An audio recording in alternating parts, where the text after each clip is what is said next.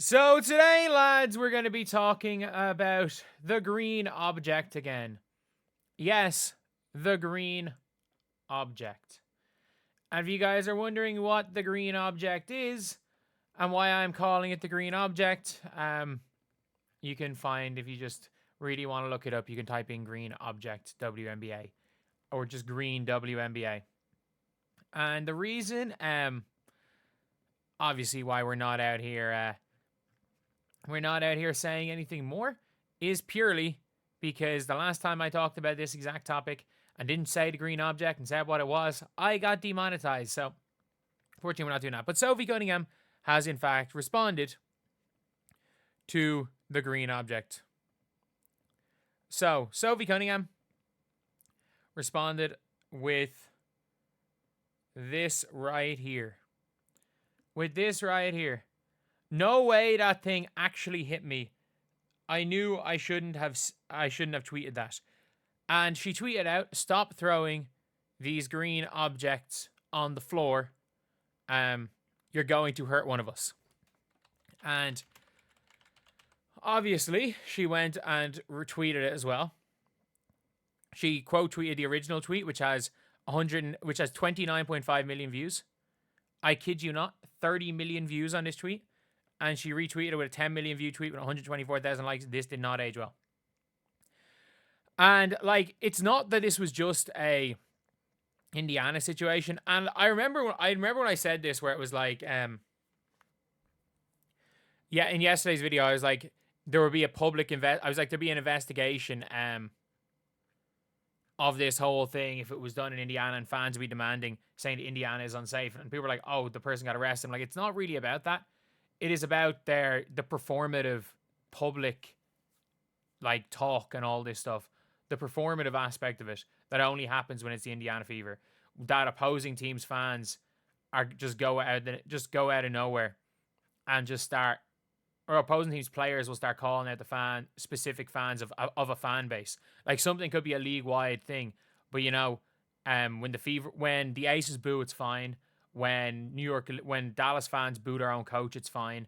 But when Fever fans do it, the opponent's players need to make it a point. Need to go and make a point of it. So that's what I was talking about. Not that the WNBA weren't doing something about it, because they clearly are. They clearly are. But there's a difference between doing something and the entire like performative aspect of it all. The entire performative thing where it's like, okay, yeah, we've got this situation happening, and instead of doing what they actually did, which is the right thing, try to find out what happens, find out who did it, and then announce that they were arrested, instead of just making a performative thing, being like, we're investigating reports from social media, which was literally just a viral tweet with someone who pretended to be at the game. Someone who actually pretended to be at the game. They were like, I was in this section, here's my seat, and they took a picture from like the media section, which was nowhere near what they said their seat was. Like it is what it is. It is what it is at the end of the day. But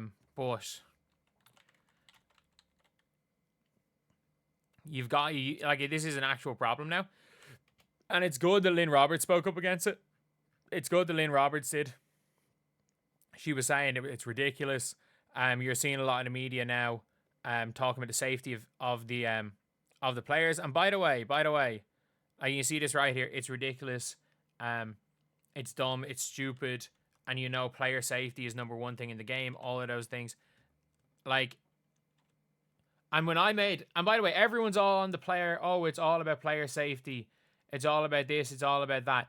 People literally were basically saying, oh, you're no fun. When I made an entire video basically saying, after the first time it happened, after the very first time it happened, I made a video talking about the referees.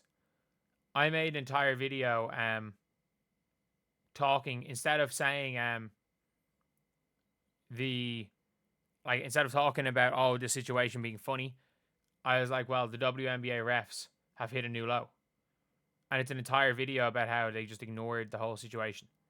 Like, this video right here is about it. The awful WNBA refs have heard a new low.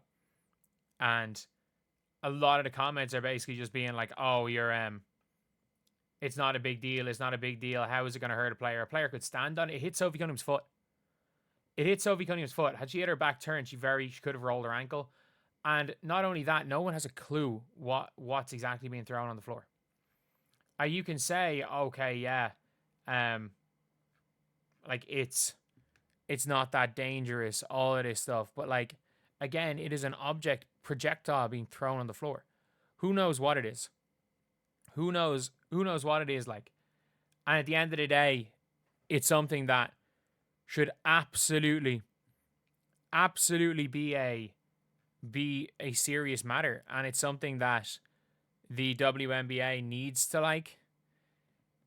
It's something the WNBA needs to just figure out. Like they need to figure the entire thing out, because I don't know how you do it.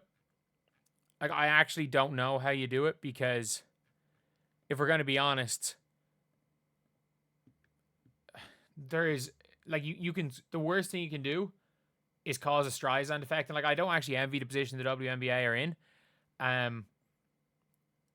I think the very first time it happened, the worst thing was no one knew what had gone on, and they went and they videoed it close up, and the players are all laughing the first time, where I'm like, oh no. And I think the referee just pointing at it and letting the game go on. Like it just wasn't a good situation. Look, I don't know. Me saying the WNBA have done badly with it, I actually don't entirely know if they could have done much better. Like when it comes to this, if they could have done, like if it could have been like a huge improvement, if there was any way of really stopping this, because it turns out now that it seems to be just not like a troll type thing, where it seems like there are people that are literally just going out there and trying to troll the WNBA. And I don't know if it's infamy. I don't know what it is. I don't know why they would do it. Like, it's just, at this stage, you could argue it was funny the first time. But like the second time it happened, it was like, oh my God, this happened again. But now it's like, it happened at one game. It got on the court in the Fever game.